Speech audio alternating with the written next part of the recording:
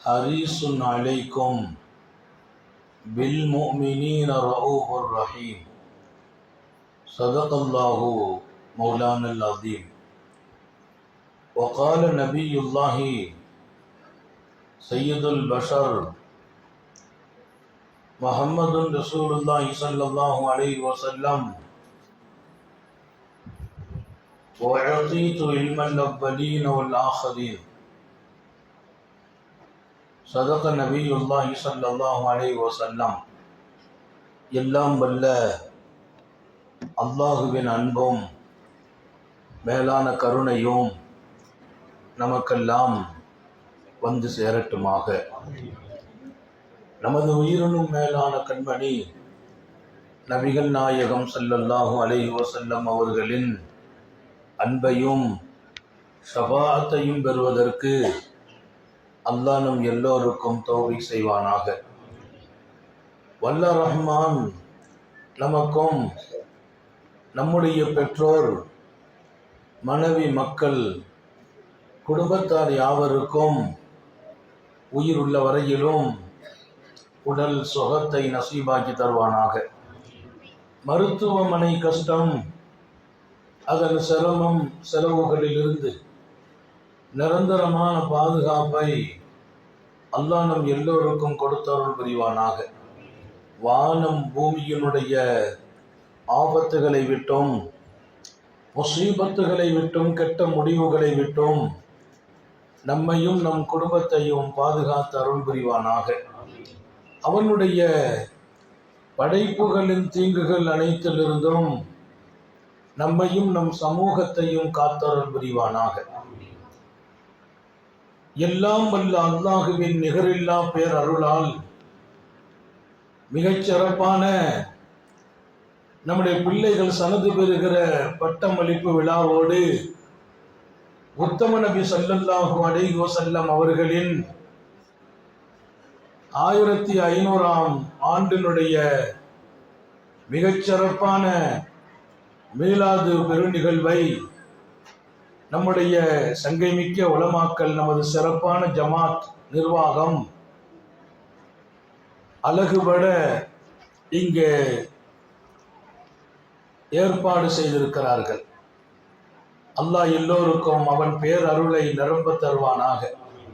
எனக்கு முன்னர் இங்கே உரையாற்றிய உலமா பெருமக்கள், அருமையான நமது பள்ளியின் தலைவர், செயலாளர், பொருளாளர் உட்பட இதன் நிர்வாகிகள், சிறப்பான பள்ளியின் இமாம் உட்பட இங்கே அதிகமாக அமைந்திருக்கிற ஆலிம்கள், சமூக நன்மக்கள் எல்லோருக்கும், வெளியிலே வீற்றிருக்கிற தாய்மார்களுக்கும் நான் துஆ செய்தவனாக, துஆவை ஆதரவு வைத்தவனாக, முஹம்மது ரசூலுல்லாஹி ஸல்லல்லாஹு அலைஹி வஸல்லம் இந்த உலகத்தில் எல்லோரின் பார்வையிலும் எப்போதும் படுகின்ற ஒரு மாமனிதர், எப்போதும் பேசப்படுகிற ஒரு மாமனிதர்,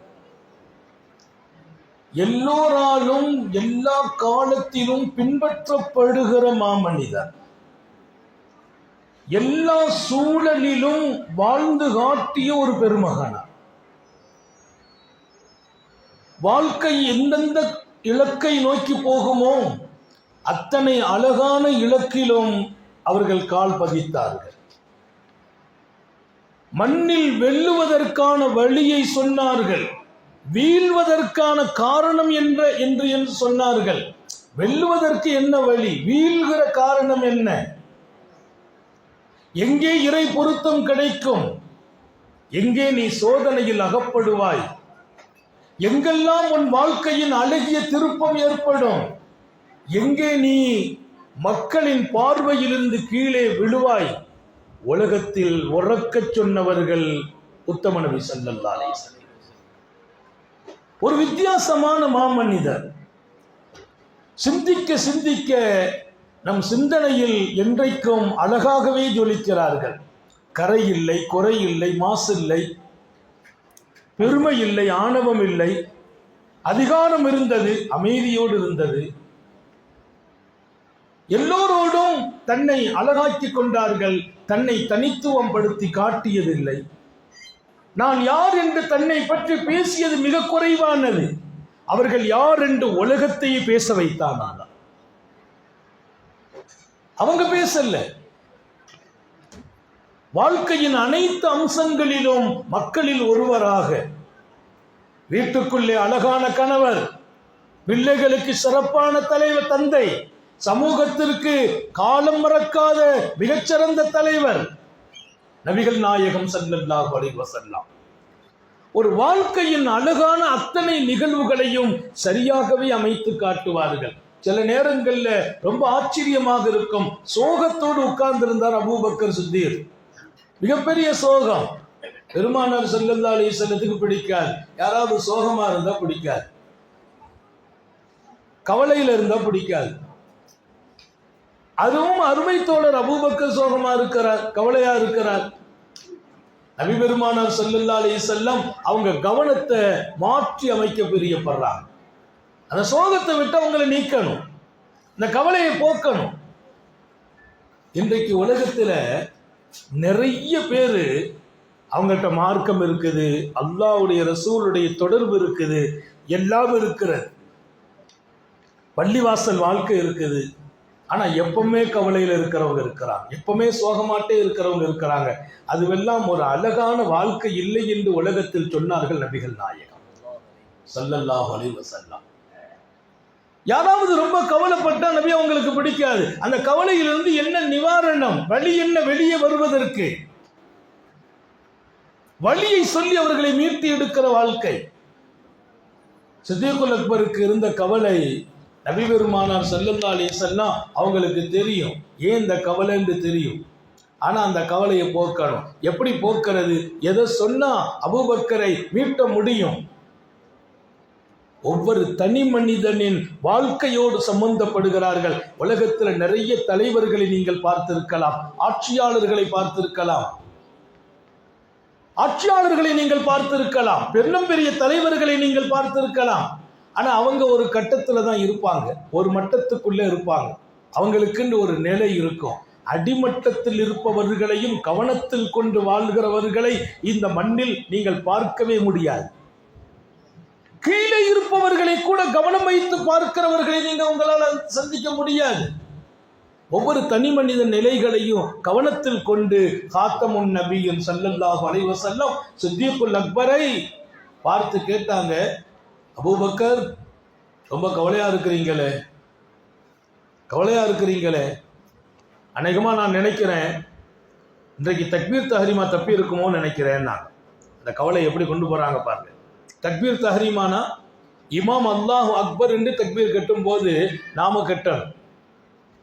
இமாம் சூறாவை ஆரம்பிச்சுட்டாங்கன்னா அந்த தக்பீர் நமக்கு போயிடும், ரக்காத்து கிடைக்கும். ருக்கு வரைக்கும் வந்து சேர்ந்தா ரக்காத்து கிடைச்சிடும். அல்லாஹு அக்பர் என்று இமாம் தக்பீர் கட்டணும், பின்னால உடனே நாம அல்லாஹு அக்பர் கட்டணும். அந்த தக்பீருக்கு என்ன கூலின்னா இந்த உலகத்தை விட சிறந்த கூலின்னா தக்பீரத்துல் இஹ்ராம் ஹைரும் மினத் துன்யா வமா ஃபீஹா. உலகம் எவ்வளவு பெரியது, உலகத்தில் பொருள்கள் எவ்வளவு பெரியது, உலகத்தில் பரவி இருக்கிற நியாமத்து எவ்வளவு பெரியது. இதையெல்லாம் விட ஒரு பெரிய நியாமத்து வேணுமா? அந்த ஒரு தக்பீர் கிடைச்சா போதுங்கிறான். அல்லாஹ் எப்போது நசீபாக்குவானாக. நம்ம பல பேருக்கு அந்த தக்பீர் கிடைச்சதே இல்லை. இமாமா தெரியாது, ஓதி முடிச்சு சூறாலாம் முடிச்சு ருக்குவுக்கு போறதுக்கு டக்குன்னு வந்து ஓடி சேர்ந்து முதல்ல தக்பீர் கட்டி அவர் சலாம் கொடுத்த உடனே முதல்ல வெளியில போயிடுறது. நம்ம நிலை வேற. அந்த தக்பீரை தக்க வச்சவங்க உலகத்தில் பல்லாயிரம் இல்ல பல லட்சம் சாலிஹீன்கள் வாழ்றாங்க. 5 வேளையில அந்த தக்பீரை பாதுகாக்கிறது, ஒரு தொழுகையில மிஸ் ஆக்குறது இல்லை. அப்ப எப்ப கிடைக்கும்? அட்வான்ஸா பள்ளிக்கு வந்து இருக்கணும். இமாம் தக்பீர் கட்டும் போது அவங்க கூட நிக்கணும். அப்படி ஒரு நிலை அபூபக்கருக்கு ஏற்பட்டதே இல்லை என்று தெரிகிறது. அதனாலதான் பெருமானார் சொல்றாங்க, இன்னைக்கு ரொம்ப கவலையா இருக்கிறீங்க, நான் நினைக்கிறேன். பெருமானார் சொன்ன வார்த்தை நான் எண்ணுகிறேன், தாங்களுக்கு தக்பீர் தஹ்ரீமா தப்பி விட்டதோ, அது ஃபாத்தத்துக தக்பீரத்துல் இஹ்ராம். உடனே அபூபக்கர் சித்திக், இல்லை யா ரசூலல்லாஹ், என்னுடைய கவலை தக்பீர் தஹ்ரீமா தப்புனாலா இப்படி இருப்பேங்கிறீங்க, அதை விட லேசானதான் நடந்திருக்கு. இப்ப நான் கவலையை விட்டுட்டேன்னா அதை விட லேசுதான். இப்போ ஒண்ணு விளங்குது, ரசூல் சொன்ன வார்த்தையில நீ கவலைப்படணும்னா தக்பீர் தஹ்ரீமா தப்பியிருந்தால் தான் கவலைப்படணும். அதுதான் துன்யாவை விட பெரிய விஷயம், சொத்துக்களை விட பெரிய விஷயம். துன்யாவே உனக்கு கிடைப்பதை விட அல்லாஹ் கொடுக்கிற அருட்கொடை ஒரு தக்பீர் இமாம் கட்டும் போது நீ சேர்ந்து கட்டுவது. எத்தனை பேர் விளங்கினோம்? மாநபி ஸல்லல்லாஹு அலைஹி வஸல்லம் மிகச்சிறந்த ஒரு வாழ்க்கையை இந்த சமூகத்தில் பதிவு செய்கிறார்கள். ஆன்மீகத்திலும் அரசியலிலும் சமூகத்திலும் அவர்கள் காட்டிய பாதை இன்றைக்கும் துலங்குகிறது, ஜொலிக்கிறது. மாத்திரமல்ல, பல கோடி மக்களின் இதயத்தில் வெளிச்சம் காட்டுகிறது. அல்லாஹ் எல்லாருக்கும் தௌஃபீக் செய்வானா. இன்னைக்கு கேட்கிறோம், நமக்கு ஒரு ஆசை வரணும், நாளைக்கு நம்ம தக்பீர் தஹ்ரீமாவை விடாம இன்ஷா அல்லாஹ் தொழணும். அல்லாஹ் தௌஃபீக் செய்வானா. இமாம் கட்டும் போது நம்ம நிக்கிறோம் அப்படின்னா அது பெரிய பாக்கியம். அன்னைக்கு ஒரு ஆள் தொழுகைக்கு வரும்போது கீழே விழுந்துட்டேன்ட்டு காலில் கெட்டு போட்டுருக்கு. நான் கேட்டேன், ஹஜ்ஜார் ஏன் ஹஜ்ஜார் அவசரப்பட்டீங்க, நிதானமாக வந்திருக்கலாமே என்ன? இல்லை அதற்கு இமாம் ருக்குவுக்கு போயிட்டாங்க, அதை பிடிக்கணுமேனு ஓடி வந்தேன், கீழே விழுந்துட்டேங்கிறார். பிடிக்கணுமேனு ஓடி வந்தேன். அப்படியா வருவா? இமாம் தக்பீர் கிடைக்கிறதுக்கு முந்தி வந்தால் தானே தக்பீர் தஹ்ரீமா கிடைக்கும். இமாம் ருக்குவுக்கு போயிட்டார், இமாம் பிடிக்கணும்னு ஓடி வந்தேன், கீழே விழுந்துட்டேங்கிறார். வயசு 63 வயசு இருக்கும், காலில் பெண்டு ஆகி போச்சு.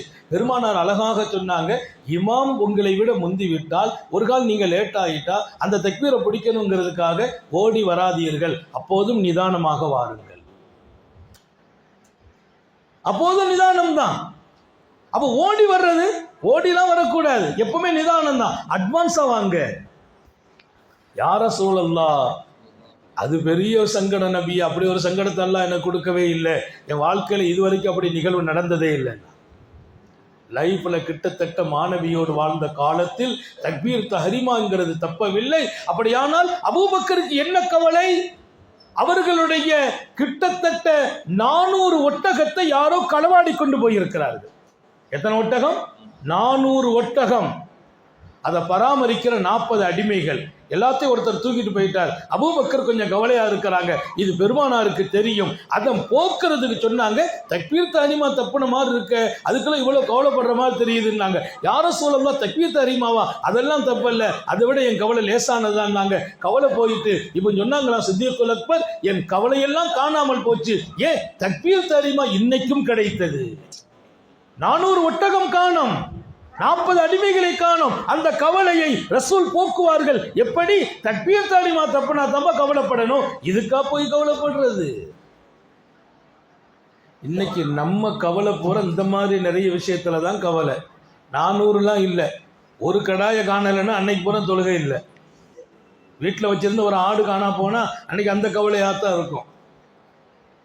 ஏதாவது நம்ம போட்டிருந்த ஒரு நகையை காணல, ரொம்ப ஒன்றும் இல்லை, வண்டி சாவியை காணல, ஒருத்தர் லொஹர் 2 வக்துக்குமே வரல, கரெக்டாக பாபந்தியா தொழுகிற ஆளு. என்னன்னு கேட்டேன், இந்த சாவி காணல, அதில் தேடிட்டே இருந்தேன், கிடைக்கல, ரொம்ப கவலையா போச்சு, போய் படுத்துட்டேன், 6 மணிக்கு தான் முழிச்சேங்கிறார். ஒரு வண்டி சாவியை காணலங்கிறதுக்காக எத்தனை வக்துகள். சாலிஹீன்களின் வாழ்க்கையும் இங்கே கவனம். அதையெல்லாம் விட மேலாக உத்தம நபியின் வாழ்க்கையின் வழிகாட்டுதல் எத்தனை அழகானது.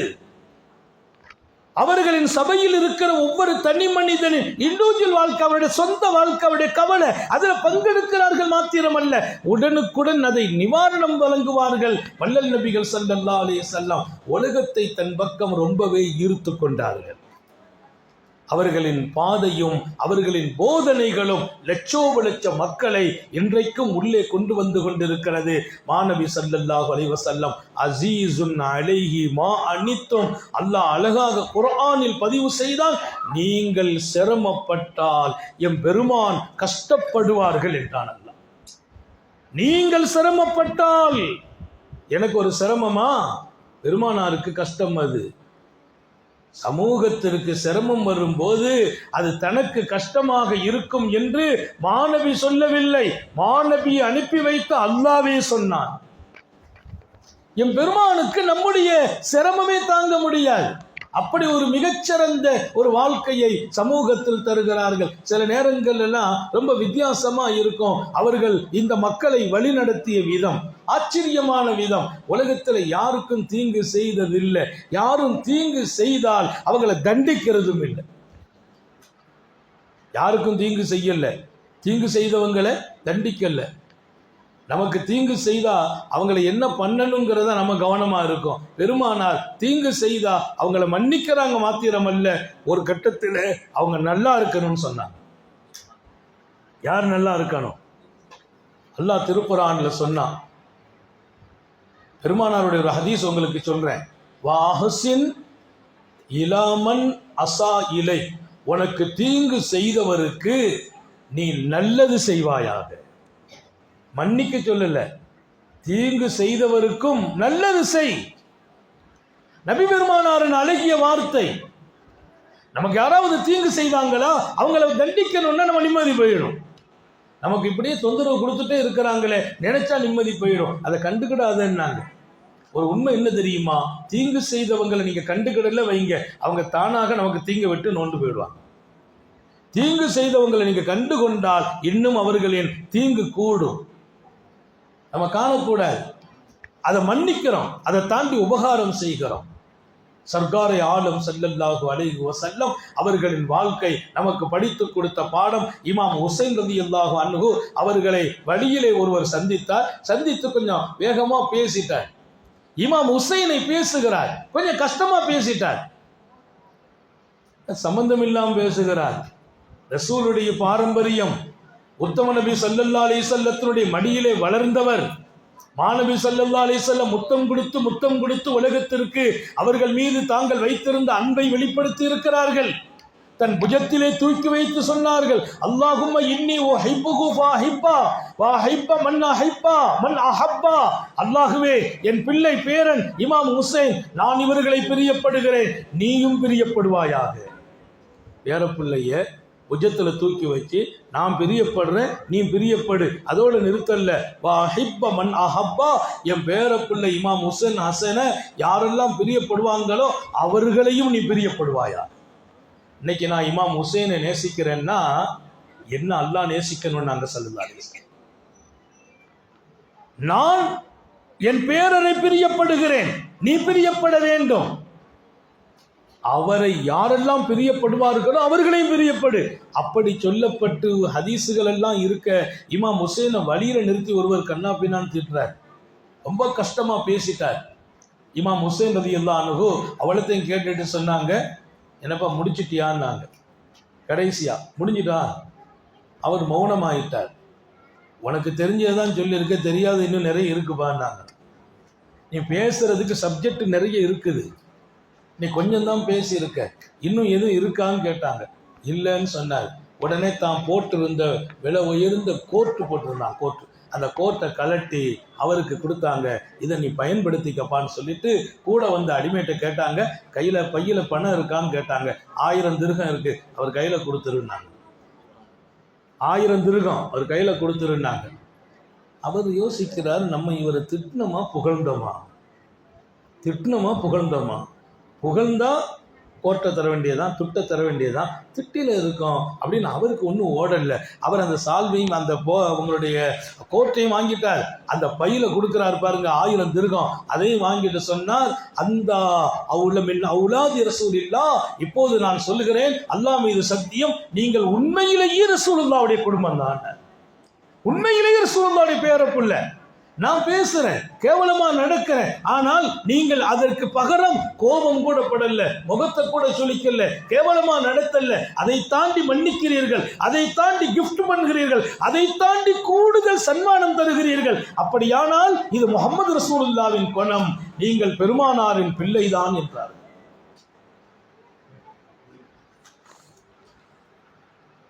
நீங்கள் ரசூலுல்லாஹ்வுடைய பிள்ளை, பெருமானாருடைய குடும்பம்ங்கிறத அவர் சொல்லி கன்ஃபார்ம் ஆக வேண்டியது இல்லை. பெருமானார் எப்படி சமூகத்தை உருவாக்குறாங்க, எல்லா காலத்திலும் அந்த குணத்தை எடுத்து நாம் வாழ்ந்தால் காலத்தால் அது நமக்கு, நீங்களெல்லாம் ரசூலின் அருமையான குடும்பம் என்று சொன்னதை போல் நீங்கள் ரசூலின் உம்மத் என்பது தீர்மானிக்கப்பட்டு கொண்டே. இன்னைக்கெல்லாம் நம்ம வாழ்க்கையில நிறைய விஷயங்களில் தூரமாட்டே போயிட்டு இருக்கும். தூரமாகாது. ஒவ்வொரு காலத்திலும் அந்த தூரத்தை விட்டு நம்ம வெளியில் வர வேண்டும். அல்லாஹ்வோடு ரசூலோடு அழகிய நெருக்கம் நமக்கு இருக்க வேண்டும். எல்லாவற்றுக்கும் மேலால் அல்லாஹ்வையும் ரசூலையும் நாம் நேசிக்கிற இடத்துல வந்து நிற்க. நம்ம நேசிக்கிறதை தாண்டி அவங்க நம்மளை நேசிக்கணும். இந்த வாழ்க்கையில நம்ம உண்மையான வாழ்க்கை அப்படின்னு ஒண்ணு இருக்குது பார்த்தீங்களா? அந்த உண்மையான வாழ்க்கைக்கு வர நிறைய பேர் நாம ரசூலுடைய நேசர்கள் என்று சொல்லுகிறோம். ஆனா அது உண்மைங்கிறது 3 வகையில் இருக்குது. ஒன்று வார்த்தையால், இன்னொன்று செயலால், இன்னொன்று நமது சூழலால். சூழ்நிலையும் செயலும் வார்த்தையும் அந்த உண்மையை காட்டிக்கிட்டே இருக்கா. அல்லாஹ் எல்லோருக்கும் தௌஃபீக் செய்வானாக. அபூ தல்ஹா நபியின் தோழர், குர்ஆனை வாழ்க்கையாக்குனவங்க. எப்படி வாழ்க்கை? குர்ஆன்ல ஒரு சட்டம் வருமா, உடனே செயல்பட்டுவாங்க. குர்ஆன் ஒரு கட்டளையா, அடுத்த நிமிஷம் ரசூலுடைய தர்பார்ல வந்து நிற்பாங்க. அல்லாஹ் இப்படி ஒரு கட்டளை இட்டிருக்கான் நாயகமே, இந்த கட்டளையை நான் இப்படி நிறைவேற்றுறேன். உண்மையாளர்கள் அல்லாஹ்வின் மீது வைத்த அன்பை உண்மைப்படுத்துவாங்க, ரசூல் மீது வைத்த அன்பை உண்மைப்படுத்துவாங்க, குர்ஆனோடு நாங்கள் இருக்கிறோம் உண்மைப்படுத்துவாங்க. நம்ம இன்றைக்கு குர்ஆன் உடையவர்கள், ஹதீஸ் உடையவங்க, நபி உடையவர்கள், அல்லாஹ் உடையவர்கள். ஆனால் நம்முடைய செயல்கள் அதை உண்மைப்படுத்துறது இல்லை. நம்ம செயல் உண்மைப்படுத்துறது இல்லை. நம்ம செயல், நான் ஒரு இடத்துல போய் தப்பா நடக்கிறேன், அப்படி நடக்கிறேன்னா நான் உண்மையான ரசூல் உடையவனா, அல்லாஹ் உடையவனா, குர்ஆன் உடையவனா, ஹதீஸ் உடையவனா? இல்லை, என் செயல் அதை உண்மையாக்கல்ல. செயலால் நான் குர்ஆனோடு இருக்கிறேன் என்பது உண்மையாகணும், நபியோடு இருக்கிறேங்கிறது உண்மையாகணும். அபூ தல்ஹா குர்ஆன்ல ஒரு ஆயத்து இறங்குது, இன்ஃபிரு ஹிஃபாபன் வ ஸிகாலன். அல்லாஹ் குர்ஆன்ல நீங்கள் அல்லாஹ்வுடைய பாதையில போகணும், போருக்கு போகணுங்கிறான். எப்படி போகணும்? ஏழையா இருந்தாலும் போகணும், பணக்காரா இருந்தாலும் போகணும், வாலிபத்திலையும் போகணும், வயோதிகத்திலையும் போகணும், தெம்பா இருக்கும் போதும் போகணும், விலகினமா இருக்கும் போதும் போகணும். அந்த ஆயத்துக்கு விளக்கம், இன்ஃபிரு ஹிஃபாபன் வ ஸிகாலா. நீங்கள் பலமாக இருக்கும் போதும் போகணும், பலம் குறைந்த போதும் போகணும், வயசான காலத்திலையும் போகணும், வாலிபத்திலும் போகணும், காசு இருக்கும் போதும் போகணும், காசு இல்லாட்டாலும் போகணும் அப்படின்னு அல்லாஹ் ஒரு வசனத்தை இறக்கிட்டான். அந்த வசனம் இறங்குச்சு. அதுக்கு பின்னால் அவங்களுடைய வாழ்க்கை சிறப்பா இருந்துச்சு. ஒரு காலகட்டம் அபூபக்கர் சித்திக்குடைய காலத்துல, சையதுனா உமர் ரலியல்லாஹு காலத்துல எல்லா போர்களிலும் அவங்க கலந்துக்கிட்டாங்க. அபூ தல்ஹா இப்போ ஒரு போர், படையில ஆட்கள் சேர்க்கப்படுறாங்க. இவங்க கொஞ்சம் உடல்நல குறைவா இருக்காங்க. அபூ தல்ஹாவுடைய பிள்ளைங்கள் எல்லாம் வந்து சொல்றாங்க, பவன் இப்போ நீங்க போக வேண்டாம். அவங்க சொன்னாங்க, இல்ல, நான் அபூபக்கர் காலத்தில் போயிருக்கிறேன், உமரே பாரூக்கின் காலத்தில் போயிருக்கிறேன், எல்லா களங்களிலும் என் பேர் இருக்குது, இப்ப நான் போவேன்னா. இல்ல, நாங்க போறோங்கிறாங்க பிள்ளைங்க. நாங்க போறோம், அது நீங்க போறது வேற, நான் போறது வேறங்கிறாங்க. எனக்கு பதிலா என் மகன் நான் தொழுதுக்கிறேன் என்ன முடியுமா? என் பொஞ்சாரி சொல்றாங்க, ஹஜ்ரத் நீங்க உட்காருங்க, நானே போய் எல்லா வேலையும் முடிக்கிறேன். நடக்காது. நான் போகிறேன் என்கிறார் மகன். இல்லை, நான் தான் போவேன் என்றாங்க. ஆனா முடியல, உடல்நல குறைவு. மிகப்பெரிய சஹாபி, திருக்குர்ஆன் பாராட்டும் சஹாபி. அவங்க பேரை நீங்க சர்ச் பண்ணீங்கன்னா புகார் ஷரீஃப்ல போய் பார்த்தா அழகான செய்தி வரும். அல்லாஹ் குர்ஆன் ஷரீஃப்ல ஆயத்து இறக்கி, நீங்க பிரியமானதை சதகா கொடுக்கணும்னு சொன்ன போது மதீனாவில் இருந்த மிக பிரம்மாண்டமான பைரஹாங்கிற தோட்டத்தை அல்லாஹ்வுக்காக ரசூலுக்காக சதகாங்கிறாங்க. அந்த தோட்டத்தை போல் ஒரு தோட்டம் மதீனாவிலே கிடையாது. பறந்து விரிந்த தோட்டம், ரசூலுல்லாஹ் போய் பிரியமா உட்கார்ந்து தண்ணீர் குடிக்கிற தோட்டம். அந்த தோட்டம் அல்லாஹ்வுக்காக ரசூலுக்காக தர்மம் என்று சொன்னாங்க. அல்லாஹ் கொடுங்கள் என்று சொன்ன போது அது நீண்ட வரலாறு, உள்ளே நுழைவதற்கெல்லாம் அவகாசம் இல்லை. உங்கள் மனதில் நான் பதிவு செய்கிறேன், அல்லாஹ்வோடு நீங்கள் இருக்க வேண்டும், ரசூலோடு இருக்க வேண்டும், உண்மையாக இருக்க வேண்டும். சொல்லால் மாத்திரமல்ல, செயலால் இருக்க வேண்டும். உங்கள் ஒவ்வொரு நிலைகளும் அதை காட்டணும். நான் ஒரு கோலத்தில் இருக்கிறேன், அந்த கோலம் நான் அல்லாஹ்வோடு இருக்கிறேன், ரசூலோடு இருக்கிறேன்னு காட்டணும். என் சொல் அதை காட்டணும், என் செயல் அதை காட்டணும். நிறைய பேர் சொல்லு மட்டும்தான் இருக்குது. நம்ம அப்படி வாழணும் இப்படி வாழணும், நாங்கெல்லாம் ரசூலுடைய சுன்னத்தை பின்பற்றோம் அப்படின்னு. சில பேருக்கு ஹால் இருக்குது, கோலம், தாடியை பாருங்க, ஜுப்பாவை பாருங்க, எங்களுடைய கோலத்தை பாருங்க. ஆனா செயலில் பல பேர் அல்லாஹ்வோடு ரசூலோடு மாற்றமாக நடக்கிறார். அது உண்மை அல்ல.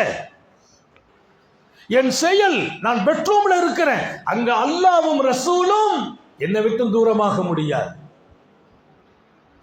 யாரு பார்க்கிறாங்க? அல்லாஹ் பார்க்காத இடம் உண்டா?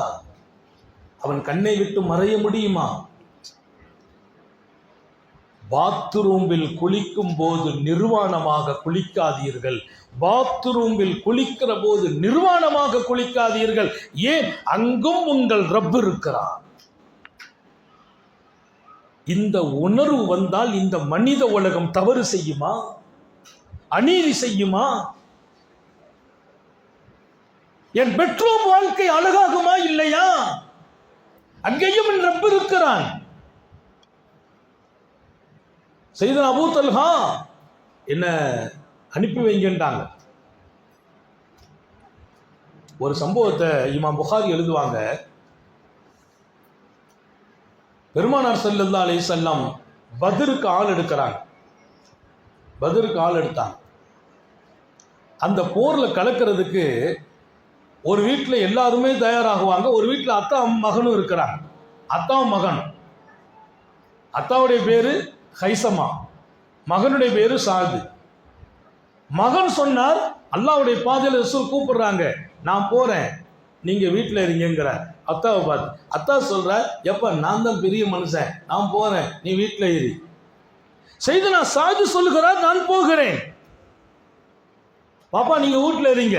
பாப்பா ஹைசமா சொல்றாங்க, நான் போறேன்பா, நீ வீட்டில் உம்மாவுக்கு ஹிதுமத்தில் இருங்கிறான். மகன் சொன்னாரு, பாப்பா இது அல்லாஹ்வுடைய பாதையில போறது, இங்க வாலிபர்கள் தான் தேவை. அவர் சொல்றார், வாலிபர்கள் தான் தேவை, அதனால அந்த வாய்ப்பை நான் எடுத்துக்கிறேன். தகப்பனார் ஹைசமா சொன்னாங்களா, வாலிபர்கள் மட்டும் இல்லப்பா, வாலிபர்கள் சில நேரத்தில் கண்ணா பின்னா நடப்பாங்க, ஒரு ஆலோசனைக்கு ஆள் வேணும், நான் போறேங்கிறாங்க. ஆக போட்டிங்கிறது ரொம்ப முனைப்பாச்சு தந்தைக்கும் மகனுக்கும். கடைசியா தந்தை விட்டு கொடுக்கறதுக்கு இல்ல, மகனும் விட்டு கொடுக்கல. அவங்க சொன்னாங்க, நீ ஒரு 1 கோடி ரூபாய் கேளு, நான் கொடுத்துடுறேன், ஆனா அல்லாஹ்வுடைய பாதையில என்னுடைய புனித தியாகத்துக்கு நான் போறதை விட்டு கொடுக்க முடியாது. காசு பிரச்சனை இல்லை, வீட்டை எழுதி வைக்கணுமா, வச்சிடுறேன். நமக்கு அதுதான் பிரச்சனை. வீட்டை எழுதி வைக்கவோமா, காசை கொடுக்கவோமா, அதெல்லாம் பிரச்சனை இல்லை. போறது நான் தான் போவேன், 2 பேருக்கும் போட்டி. இங்க நான் இன்னொரு செய்தியை சொல்வேன், எவ்வளவு உண்மையாக அல்லாஹ்வோடு ரசூலோடு நடக்கிறார்கள். இந்த தீனுக்காக நாங்கள் அர்ப்பணம் என்று சொன்னார்கள், அப்படி வாழ்ந்தார்கள். நமக்கு யாராவது அல்லாஹ் ரசூலை குறை சொல்லிட்டா அப்படியே வேகம் ஏறும், சூடு ஏறும், ரத்தம் எல்லாம் சூடாகும். ஆனா நம்ம 1000 குறைய அல்லாஹ்வோடு ரசூலோடு நடத்திக்கிட்டே வாழ்றோம்.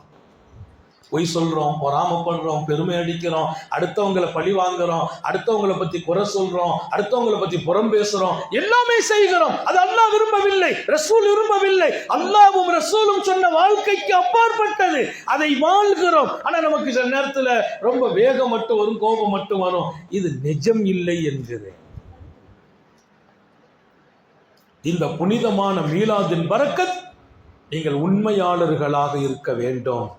அல்லாஹ்வோடு, ரசூலோடு, குர்ஆனோடு, ஹதீஸோடு நம்மை உணர்த்தணும். அப்பப்போ நம்மை சுட்டி காட்டணும், நான் தவறு செய்கிறேன் அப்படின்ற உணர்வு வரணும். அப்பதான் சரியாக முடியும். 2 பேருக்கும் போட்டி என்ன ஆச்சு, முடிவுக்கு வரல. அத்தா நான் தான், மகன் நான் தான். அப்போ அம்மா சொல்லிட்டாங்க, இங்கே வாங்க 2 பேரும் சண்டை போடாதீங்க, 2 பேரும் பேரையும் எழுதி குலுக்கல் முறையில் தேர்ந்தெடுப்பான்ட்டாங்க. எதுக்கு? அல்லாஹ்வுடைய பாதையில் போய் டூருக்கு போகிறதுக்கு இல்லை. இப்போ நமக்கு போட்டி எங்கே, டூருக்கு போகணும்னா வாப்பா நான் மகன் நான் பரவாயில்லை, ஏதோ சுற்றுலாவுக்கு போகிறது. அல்லாஹ்வுடைய பாதையில் போனால் மௌத்தாகலாம், காயப்படலாம், ரத்த வேறு ஏற்படலாம், அதெல்லாம் பிரச்சனை இல்லை, அதுக்கு தான் போட்டி. 2 பேர் பேரும் எழுதி வரலாற்றை திறந்தால் கோல்டு எழுத்துக்களால் எழுதப்பட்ட வரலாறு. 2 பேர், சாதுடைய பேரு, கைசமாவுடைய பேரு, 2ஐயும் எழுதி குலுக்கல் முறையில் தேர்ந்தெடுக்கிறாங்க. குலுக்கி எடுத்தா 2 பேரும் பார்த்துட்டு இருக்காங்க. அம்மா இருக்கிறாங்க, வாப்பா மகன், பேர் யார் பேர் வருது, 2 பேரும் துவாசிட்டுங்க, என் பேர் வரணும், என் பேர் வரணும், என் பேர் வரணும். குலுக்கி எடுத்தா மகன் பேர் வந்துட்டு. யாரு மகன் பேர். உடனே தாப்பனார் சொன்னா குழுக்கள் சரியில்லைன்னார். அவன் பேர் வந்துட்டு இல்லையா, குழுக்கள் சரியில்லை.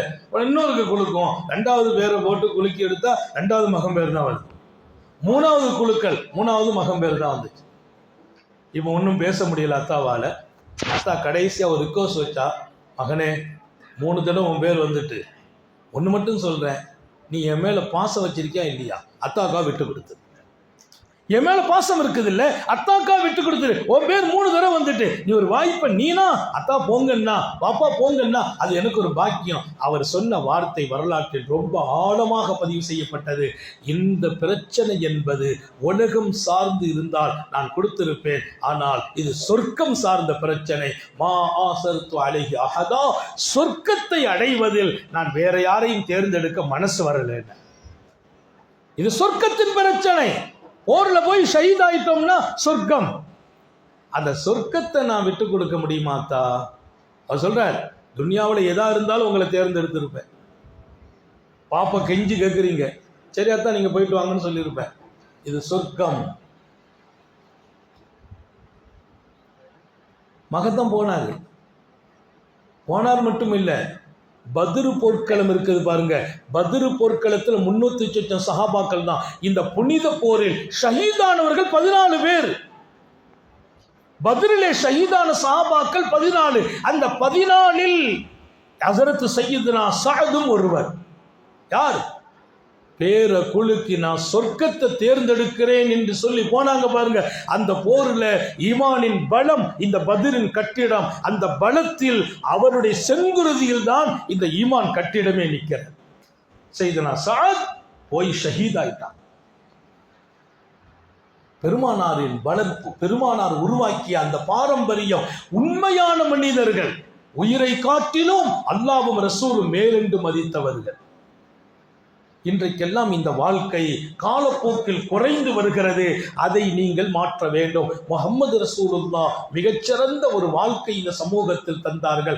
அதை எடுப்பதில், நடப்பதில், அதன்படி வாழ்வதில் சஹாபிகள் இன்பம் கண்டார்கள், போட்டி போட்டார்கள். மாத்திரமல்ல, அதுதான் வாழ்க்கையில் வெற்றியின் ரகசியம் என்று விளங்கினாங்க. நம்ம பல நேரங்களில் சந்தேகம் வருது, அப்படி நடந்தா கிடைச்சிருமா, இப்படி நடந்தா கிடைச்சிருமா?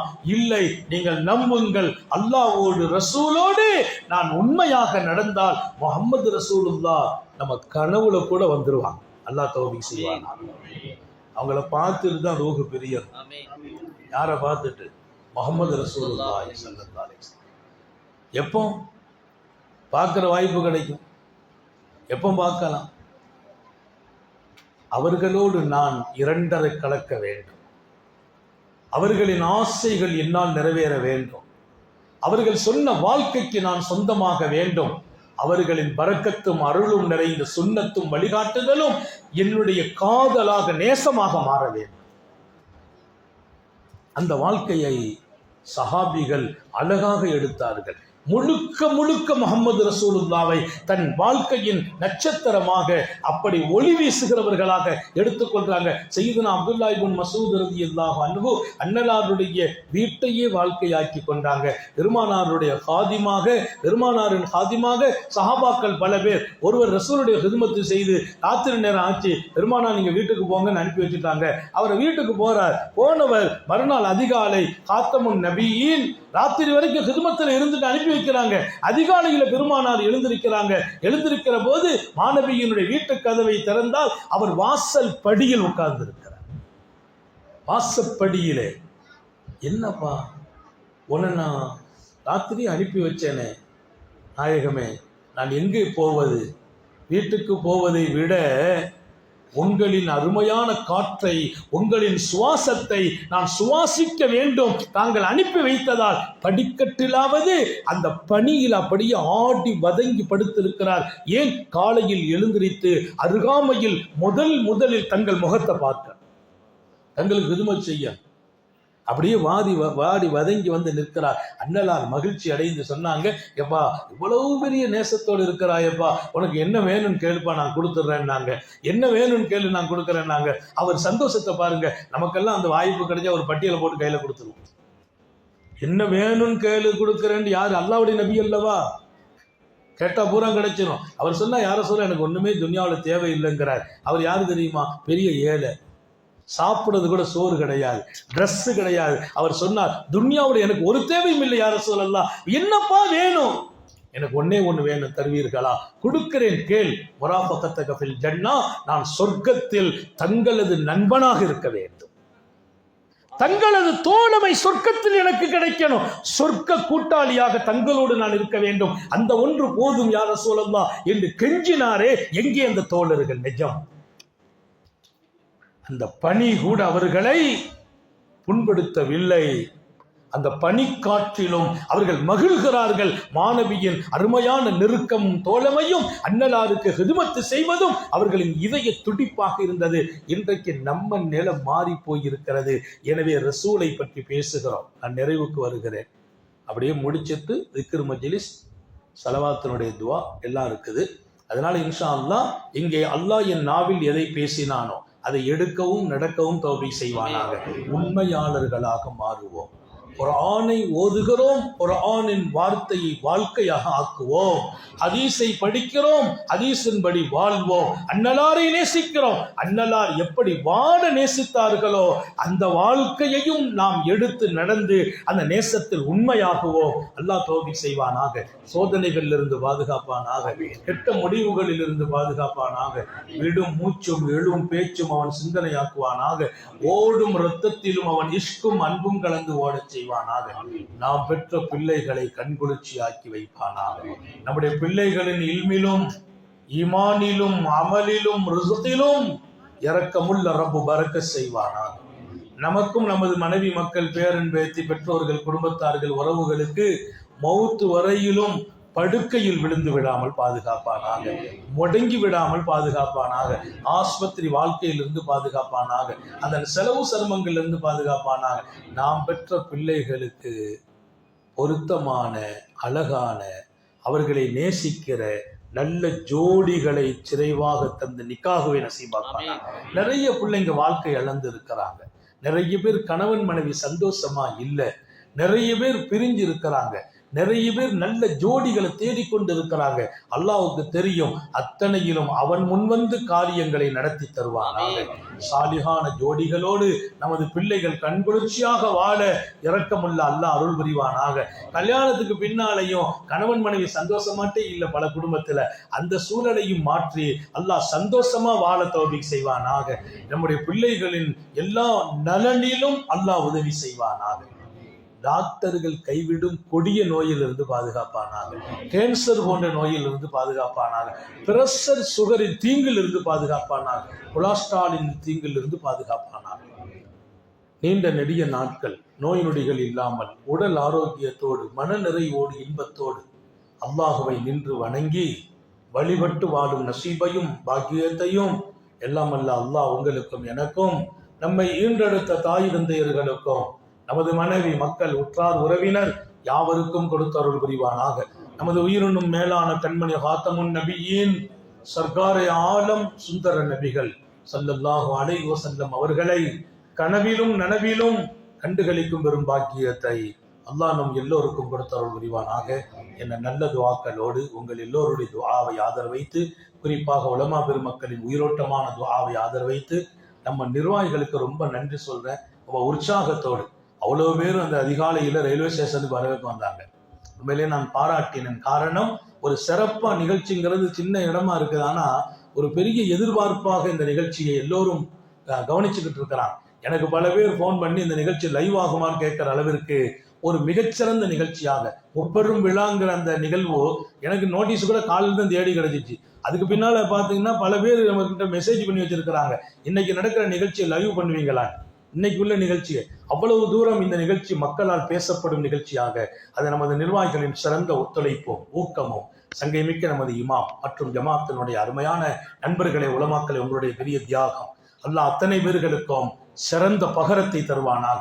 இன்னும் நீங்கள் அழகாகவே மார்க்க பணியாற்ற அல்லாஹ் அருள் பாலிப்பானாக. நம்ம எல்லாரையும் அல்லாஹ் ரசூலின் நேசர்களாக கபூல் செய்வானாக. இதில் கலந்து கொண்ட பல மக்கள், பல ஊர் மக்கள், என் அன்பு சகோதரர் கோவையிலிருந்து அபூ தாஹிர் ஆஜி வந்திருக்கிறார். மரியாதைக்குரிய நமது ஊரினுடைய அன்பு சகோதரர் சபீர், அவர் நம்ம பையத்தானவங்க நிறைய இருக்கிறாங்க. அவர் பையத்து பெற்றவருக்கு பின்னால அடிக்கடி நமக்கு வரணும்னு ஆசைப்படுவார். இப்படி இங்கே நிறைய பேர்கள் தாய்மார்கள் பையத்து பெற்றவங்க இருக்கிறாங்க.